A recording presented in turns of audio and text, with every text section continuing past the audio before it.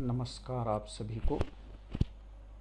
इससे पहले के वीडियो में हमने भक्तिकालीन राजनीतिक परिस्थिति पर चर्चा की। इस वीडियो के माध्यम से हम भक्तिकाल की जो सामाजिक स्थितियां हैं, सामाजिक परिस्थिति हैं, उस पर चर्चा करेंगे। जैसा कि मैंने पहले कहा कि भक्तिकाल का जो समय है वह संवत 1375 से लेकर 1700 तक का समय है और इस काल का समाज किस तरह का था, इसका विवेचन हम इस मुद्दे के अंतर्गत करेंगे। भारतीय समाज की यह विशिष्टता रही है कि भारत सदियों से वर्ण और जातियों में विभाजित रहा है। भारतीय समाज जिन तत्वों के ताने बाने से निर्मित है, मतलब भारतीय समाज का जो तत्व बनकर बैठा है वह है इस यहाँ की जाति व्यवस्था और यहाँ की वर्ण व्यवस्था। भक्ति काल में हिंदू समाज में वर्ण व्यवस्था थी, वर्णाश्रम धर्म की व्यवस्था थी। यह ठीक से न चल पाने के कारण क्या हुआ, वर्णाश्रम व्यवस्था का परिणाम जो है, यहाँ पर जातियों और उपजातियों की संख्या बढ़ गई। उनके पारस्परिक जो व्यवहार थे उन व्यवहार में आत्मीयता नहीं रही थी। एक जाति दूसरे जाति से केवल द्वेष के साथ जुड़ी हुई थी, उनमें किसी भी तरह की आत्मीयता हमें दिखाई नहीं देती थी। वर्ण व्यवस्था में आस्था रखने वालों में भी किसी न किसी प्रकार का आपसी भेदभाव ही था। मतलब ब्राह्मण, क्षत्रिय, वैश्य और शूद्र, इन चारों वर्णों में जो है हमें किसी न किसी प्रकार का भेदभाव देखने के लिए मिलता है। ये उस समय की एक समाज की संरचना थी, समाज की रचना थी, हिंदू समाज की, भारतीय समाज की। इस काल में फिर अन्य कौन सी स्थितियां थी, तो इस काल में समाज में दास प्रथा प्रचलित थी, गुलाम बनाकर रखने की प्रथा इसी काल में थी। जिस तरह से स्त्री को स्थान दिया गया था, गौण स्थान दिया गया था, उसके कारण स्त्री जो है या तो अपहरण की वस्तु बन गई थी, या क्रय विक्रय की वस्तु बन गई थी, या फिर मनोरंजन की वस्तु बन गई थी। अपहरण मतलब आज की भाषा में किडनैपिंग होती थी, या क्रय विक्रय मतलब खरीदने और बेचने की वह वस्तु बनी थी, या मन बहलाने का वह साधन बनी हुई थी। उसे दासी के रूप में खरीदा भी जाता था और बेचा भी जाता था। समाज में बहुविवाह या पुनर्विवाह की प्रथा भी थी, सती प्रथा भी थी। सती प्रथा जैसी कुप्रथाएं भी इस समय मौजूद थी।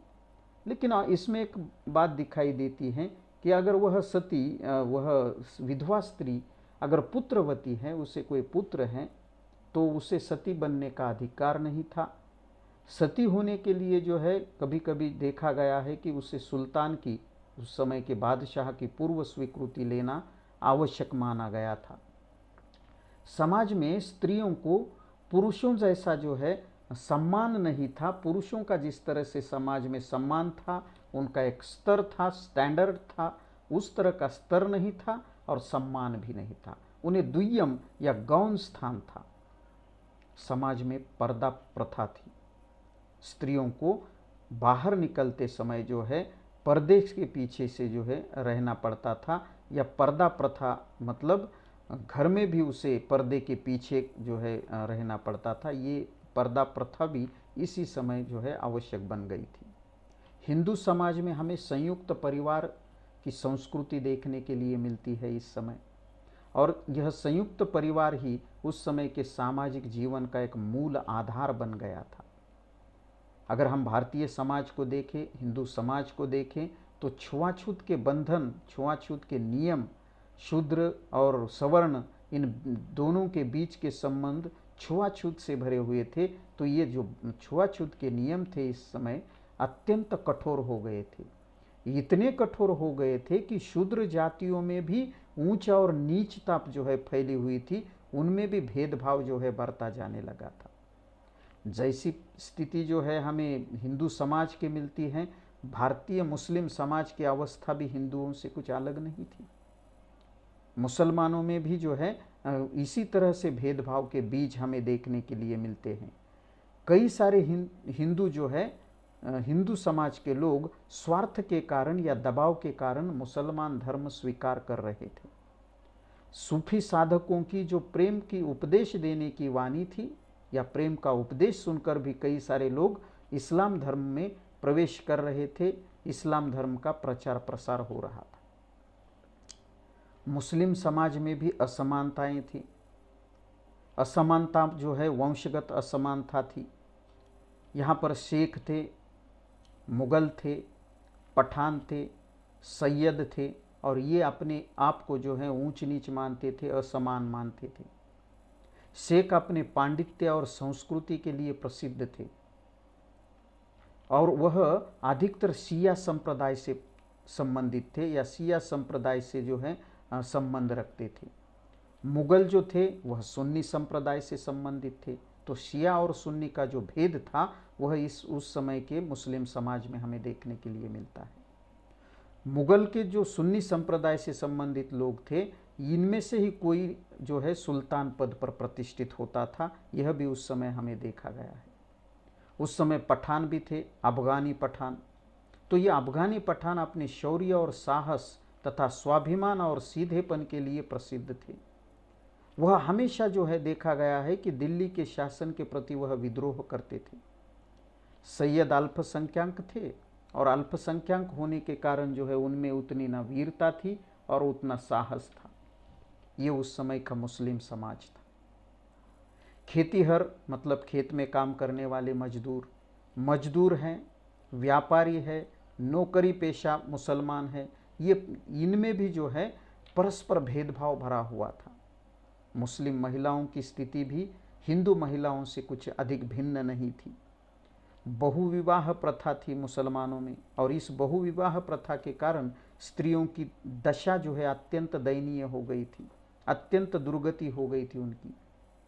दैनिक जीवन जो था, रीति रिवाज, रहन सहन, पर्व त्यौहार आदि दृष्टि से तत्कालीन भारतीय समाज सुविधा संपन्न था या फिर असुविधाग्रस्त था। एक तो ऐसा समाज था जिनके पास कई सारी सुविधाएं हैं, वैभव है, विलासिता है, या फिर ऐसा समाज था जिनके पास कुछ भी नहीं है, जो अभावग्रस्त जीवन जी रहा है। पहले वर्ग में कौन आते थे? राजा महाराजा आते थे, सुल्तान आते थे, अमीर लोग आते थे, सामंत जो राजा के दरबार में जो है कोई सूबे के प्रमुख हुआ करते थे या किसी प्रांत के प्रमुख हुआ करते थे, वो सामंत आते थे। सेठ साहूकार आते थे, ये पहले वर्ग में आते थे, मतलब सुविधा संपन्न लोग थे। तो दूसरे वर्ग में मतलब सुविधाओं का जहाँ अभाव था, असुविधाग्रस्त लोग कौन थे? तो किसान थे, मजदूर थे, सैनिक थे, राज्य के सामान्य कर्मचारी थे, घरेलू उद्योग करने वाले लोग थे। ये असुविधाग्रस्त लोग थे। और अमीर लोग वैभव और विलासिता से भरा हुआ जीवन जीते थे और ये जो लोग थे, सामान्य लोग, ये बिल्कुल अपनी परंपराओं का, प्रथाओं का पालन करने वाले लोग थे और ये गरीबी और दरिद्रता में अपना जीवन यापन करने के लिए विवश थे। अमीर लोग जो है वैभव विलासिता भरा जीवन, तो सामान्य लोग प्रथा परंपराओं का पालन करने वाले और संतोष की सांस लेने वाले, जितना है उतना ठीक है भाई, इस तरह की सोच वाले। गरीबी में अपना जीवन बिताने वाले लोग झोपड़ियों में रहते थे वो, और अमीर लोग महलों में रहा करते थे। राज्य के ऊंचे अधिकारियों द्वारा हमेशा सामान्य जनता की लूट होती थी, दुकानदारों को लूटा जाता था। कुल मिलाकर अगर हम कहें तो तत्कालीन समाज में जो है सुव्यवस्था का अभाव था। शिक्षा की कोई व्यवस्था नहीं थी, स्त्रियों को गौण स्थान दिया गया था, समाज में असमानता फैली हुई थी। सत्ताधारियों का एकमात्र काम बन गया था जनता का शोषण करना। अगर हम अकबर, शाहजहां और जहांगीर का कुछ समय जो है छोड़ दें तो बाकी सारी मुस्लिम सत्ताओं ने देश की, हिंदू हो या मुस्लिम सामान्य जनता, इन दोनों का शोषण ही किया है। यही तत्कालीन समाज की सामाजिक वास्तविकता है। तो ये भक्तिकालीन सामाजिक परिस्थिति हैं। अगले वीडियो में हम धार्मिक परिस्थिति पर विवेचन करेंगे। धन्यवाद।